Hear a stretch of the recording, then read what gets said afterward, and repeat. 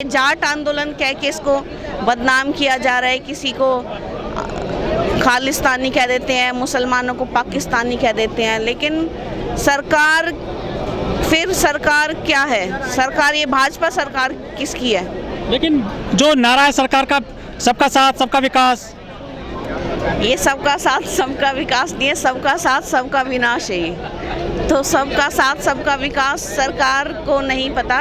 इस देश की संवैधानिक गद्दियों पर जो बैठे हैं, मोटी मोटी गद्दियों पर, उनसे अनुरोध है कि इस देश के लिए निष्पक्ष और ईमानदारी से काम कीजिए, क्योंकि भारत को विश्व गुरु बनाने की तो बात आप करते हैं, लेकिन ये विश्व गुरु ऐसे ही बातों से, भाषण से अगर बनता तो बात बनाने वाले तो बहुत हैं, लेकिन इस देश को काम करने वाली सरकार और काम करने वाले नेताओं की ज़रूरत है और पढ़े लिखे लोगों को सरकार में आने की ज़रूरत है। मोदी जी तो 18 घंटे काम करते होंगे, हम इसमें कोई वो नहीं है, कोई डाउट नहीं है, लेकिन मोदी जी किसके लिए काम कर रहे हैं ये आप ज़रूर पता। प्रसिद्ध कर दिया, प्रसिद्ध एक बदनामी भी होती है और एक अच्छाई के लिए भी नाम होता है। तो हम तो बदनाम हो गए हैं इस सरकार के द्वारा।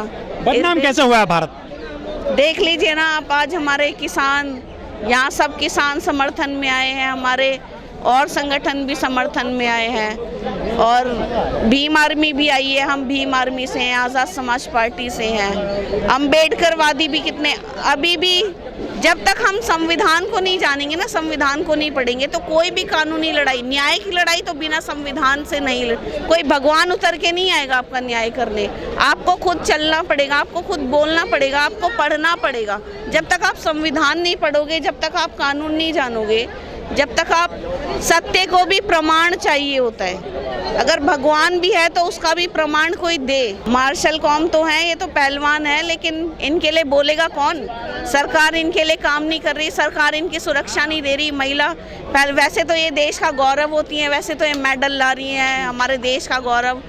आप बोलते हो, ट्वीट करते हो इनके बारे में सारी चीज़ें, लेकिन जब आज यौन शोषण हो रहा है तो इनके बारे में क्यों नहीं बोल रहे? हम भी तो इस देश की महिलाएं, और दलित, फिर दलित भी तो देखिए आप, दलित की स्थिति आज क्या है इस देश में। दलित क्यों नहीं आगे बढ़ पा रहा? इस देश का सिस्टम ही ऐसा है कि सपोर्ट भी नहीं करते लोग एक दूसरे को। दलित यहाँ पर सपोर्ट करने हुई हैं, दलित सपोर्ट करने में नफरतें हैं, दिलों में नफरतें हैं, भाषणों में नफरतें हैं, तो कैसे होगा? कैसे इस देश का उद्धार होगा? कुछ लोग कह रहे हैं कि ये जो आंदोलन है जाट वर्सेस राजपूत हो गया है। जाट वर्सेस राजपूत तो हैं, तो वो हिंदू ही, फिर जातियों में बट गया ना, लड़ गए। हाँ, तो जातियों में बट गया ना, फिर बोलते हैं यहाँ की जातिवाद नहीं है। सारी जातियाँ कहाँ हैं? मैं तो ये बोल रही हूँ हिंदुइज्म, चलो और धर्म की तो बात ही छोड़ो, सारी 6743 जातियां, उनके नेता कहाँ हैं? उनके नेता कहाँ हैं? तो समाज के खाप वाले तो आ रहे हैं ना। खाप वाले तो आएंगे ही। खाप ये तो हरियाणा का आंदोलन है, क्षेत्रीय आंदोलन इसको बता के, लेकिन खाप वाले तो आ रहे हैं, लेकिन लोग भी तो आने चाहिए ना। इतने खाप में लोग कहाँ हैं? उनके मेंबर कहाँ हैं? 6743 की बात करते हैं। यूपी से भी नहीं आ रहे हैं पहलवान। हाँ, आएंगे अभी, जैसे जैसे पता लगेगा। आना चाहिए मेरे हिसाब से तो। महिला, जितनी भी महिला नेता मंत्री हैं उनको आना चाहिए। महिला का दर्द एक महिला ही समझती है, और जब महिला की ही सोच एक महिला को लेकर खराब होगी तो फिर तो इसमें फिर आप सोच समझ सकते हैं कि वो फिर क्या है। महिला को महिला का सपोर्ट हमेशा करना चाहिए, क्योंकि पुरुष कोई भी नहीं कभी महिला को सपोर्ट करता, और यहाँ हर किसी को प्रूव करना पड़ता है कि मैं सीता हूँ, और बस राम सीता का चैप्टर यहाँ चलता रहता है, और बाकी दुनिया जाए भाड़ में।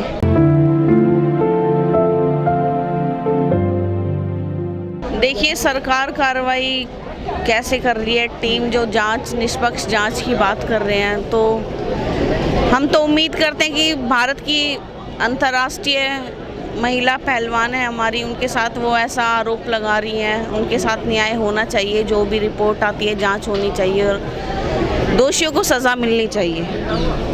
FIR हो गई है लेकिन अरेस्टिंग नहीं हो रही है।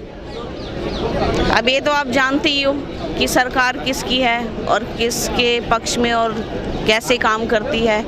बेटियों के लिए कुछ काम नहीं हो रहा, किसान भी परेशान, मुस्लिम भी परेशान, हर धर्म, सब धर्म के लोग परेशान, युवा बेरोजगार। तो कैसी सरकार है? क्या एक कहते हैं कि एक किसी देश की सरकार का क्या कहते हैं कि एक आदर्श सरकार जिसे बोलते हैं ना, ये मोदी सरकार की हम एक आदर्श है एक, तो क्या इस देश के लिए सरकार कर रही है? और क्या है ये आप देख रहे हो कि धर्म की अफीम किसी भी समाज को, किसी भी धर्म के लोगों को चटा दो, वो उसी में बस हो जाते हैं। लेकिन सरकार की सच्चाई ये, वास्तविकता ये है कि सरकार किसी की नहीं होती।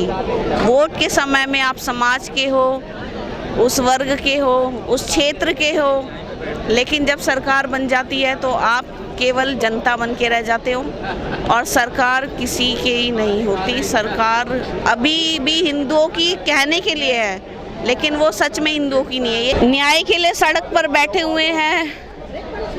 खौफ है इनकी बहुत मजबूत पूरे देश में।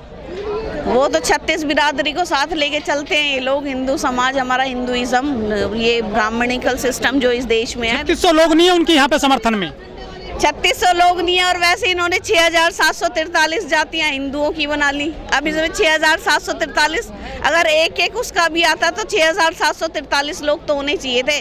और ब्राह्मण, क्षत्रिय और वैश्य, वो उनके भी तो एक एक होते, चलो 3 वो भी जोड़ लो, लेकिन यहाँ कितने हैं? जो महिला सांसद हैं सबसे ज़्यादा देश में बीजेपी के पास है, विधायक भी सबसे ज़्यादा बीजेपी के पास है महिला, उनमें से कोई भी नहीं आ रही सपोर्ट में।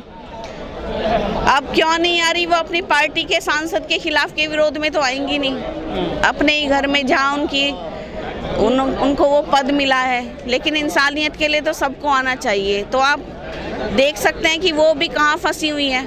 अगर वो दलित महिलाएं हैं तो मैं तो उनसे यही कहूँगी कि आप जहाँ हो, हम तो यही दुआ करेंगे कि आप भी सुरक्षित रहो। हम भी आपकी बहनें, आपकी बहुजन बहनें हैं, इस देश के रक्षक कह लो, चौकीदार कह लो, हम भी इसके देश के लिए काम कर रहे हैं। लेकिन जहाँ भी हैं, आप अपने बारे में और अपने देश की महिलाओं के बारे में सोचिए, सुरक्षित रहने का देखिए कि सुरक्षित हम कहाँ हैं और कितने हैं। लेकिन मोदी जी ने जो लाल किले की दीवार से, लाल किले की प्राचीर से बोला था कि हम महिलाओं को शक्तिशाली बना रहे हैं देश में।